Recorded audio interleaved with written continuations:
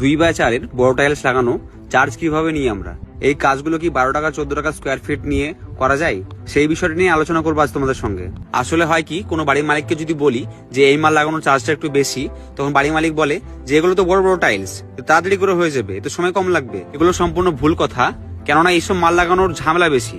ঝামেলা কেন বলছি আমি, এগুলো যদি প্রপার ভাবে না ফিটিং করা হয় তাহলে খুব বেশি দিন থাকবে না, আর খুব বেশি দিন লাস্টিংও করবে না। আর এটা লাগানোর সঠিক নিয়ম হচ্ছে ভালো মানে অ্যাডিসিভ নিতে হবে আপনাকে, মানে অ্যাডিসিভটা যেন ভালো হয়, মানে হাই গ্রেডের যেন হয়। আর অ্যাডিসিভটা আপনাকে দেওয়ালে লাগাতে হবে এবং টালিতেও লাগাতে হবে। এতে কি হবে, বন্ডিংটা খুব সুন্দর হবে, কোথাও কোনো ফাঁকা থাকার কোনো সম্ভাবনা থাকবে না এবং কাজটা খুব মজবুত হবে। এইভাবে যদি কাজ করান তাহলে কাজটা আপনার ভালো হবে আর ভবিষ্যতে কোনো সমস্যার সম্মুখীন হতে হবে না আপনাকে। এবার আছি রেটের বিষয়ে। যে কথাটা ভিডিও শুরুতে আমি বলেছিলাম যে 12 টাকায় 14 টাকায় 15 টাকায় এটা লাগানো যায় কিনা, তা আমি বলবো এটা একদমই না, একদমই সম্ভব না 12 টাকা 14 টাকায় আপনার কাজ করে দেওয়া। কেননা সারাদিনে একটা মিস্ত্রি 100 ফুটের বেশি কাজ করতে পারবে না যদি এইভাবে কাজ করা যায়। তাহলে যদি রেট 14 টাকা করে হয় তাহলে ক টাকা দাঁড়াচ্ছে, 100 ফুট কাজ করলে পরে 1400 টাকা। 1400 টাকার মধ্যে লেবারের খরচা আছে, পরে ফিনিশিং এর বিষয়টা আছে। তো চারিদিকে ভেবে দেখতে গেলে এটা আনলজিক্যাল কথা।